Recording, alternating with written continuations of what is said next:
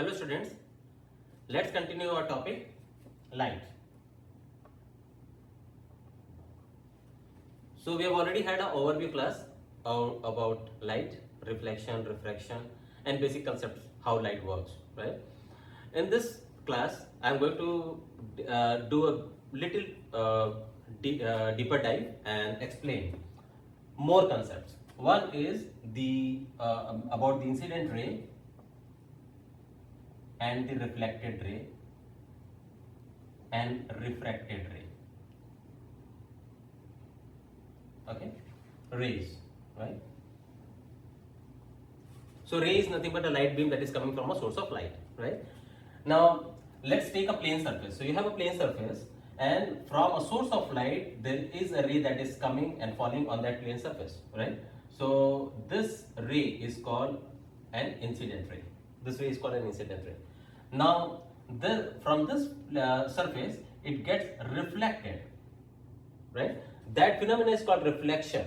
So from the hard regular plane surface, the ray get reflected to a different direction and forming an angle, right? So there is an imaginary line that is perpendicular to the plane surface that is called normal. So this line is normal line. This line is incident ray. This line is reflected ray, right? And the angle that is found between the incident ray and this imaginary perpendicular line is the angle of incidence, and the angle that is found between the imaginary line and the reflected ray is the angle of reflection. And what is the relationship between angle of incidence and angle of reflection?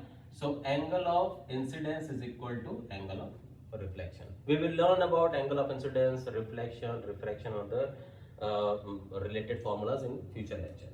Now just extend this imaginary line and assume that this is a denser medium, or assume that this light passes through this denser medium. So this medium is a denser medium. Denser medium meaning light is a lighter medium, and then water is denser, and then the solid surface is even dense, right? So let assume this is water or liquid, any kind of a liquid, and then incident ray falls into this, and then it gets little bent. Okay? So this ray that gets bent, this ray is called a refracted ray. So whenever a light ray passes through a denser medium, it gets refracted. So we have learned about this already.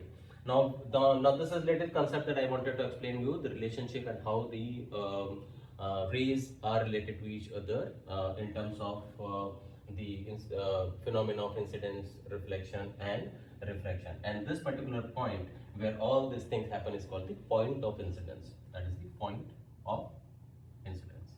Okay. Now this is the concept about light rays. Now let's learn about another concept, which is concave and convex mirror. Okay, we will learn about the lens also, but for now we will learn about the concave and convex mirror. So imagine you have a spoon, teaspoon, right? So this is curved. So the inner, if you have a stainless steel spoon that can reflect, right, that can form an image, you will see the curved. It is curved from inside. That shape is called, the curved shape is called concave. So this side is concave, and the bulging side of the spoon, the other side, is called convex. Okay. So let's say you have a mirror. So you have a mirror that is curved and painted on the other side and shiny on the curved side. This kind of mirror is called concave mirror.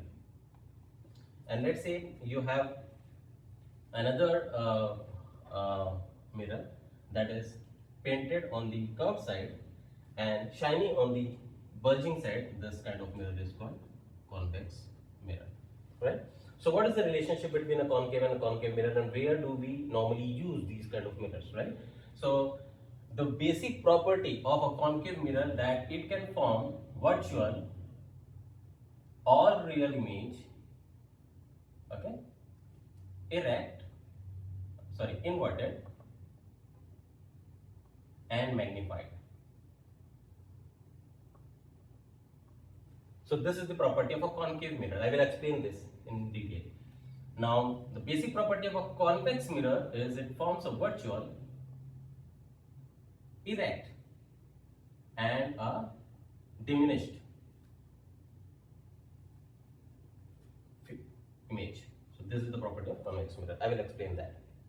Now, one important property of concave mirror is that is converge the light. So this converge the light rays and this diverge. So, meaning the light rays falling on the concave mirror get converged into one point. That point is called focus. And in terms of a convex mirror, the light get dispersed or diverged to all around the places. Now imagine you have parallel rays falling on the concave mirror and parallel rays falling on the convex mirror, right? So in terms of a concave mirror, this light will get converged into one point. This point is called focus. All right. And then in case of a convex mirror, this parallel rays falling on the convex mirror get dispersed in any direction, right? And then imagine that this light, this rays get meets at a point, imaginary point behind the mirror, that is focus. Okay, we will learn about focus, focal length, radius of curvature, all of these things in future lecture. But understand that there is a point where all the lights converge or appear to converge at one point in terms of concave and convex mirror. Now this property is being utilized for our purpose. So what is the most common use of a concave mirror? Concave mirror is used in the headlight of any vehicle. So they use the phenomena that at the assume this is the headlight and here you will have the light, and they follow the reverse phenomena. From here the light gets emitted and it hits the surface of the concave mirror and the parallel straight beam gets formed. This is the most common use of concave mirror headlights.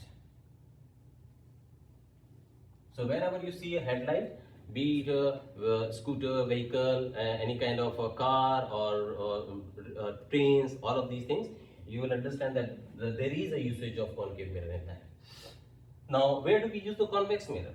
Convex mirror is used in the vehicle, but a rear mirror. So whenever you see a rear side view mirror, you will see the objects are smaller than they actually are. So you will see that line in the mirror, right? The reason for that is that it forms a diminished. I showed you here, right? So they form an erect and diminished view image of any object, so that they can cover a smaller, bigger area, and then it makes drivers easy and have more safety precaution, and they can have a wider view of what is there behind the vehicle. So that is the most common use of a convex mirror. So this is the relationship between concave and convex. Concave mirror is curved on the shiny side. Convex mirror is curved on the bulging side. Concave mirror has the common property of converging the light. They can form a virtual, real, inverted and magnified image. Convex mirror has a basic property of diverging the light. They always form a virtual, erect and diminished, a small image. Now this is how the concave and convex mirror works. Similar to this, if you have a lens which is bulging on both sides, so this is called convex lens.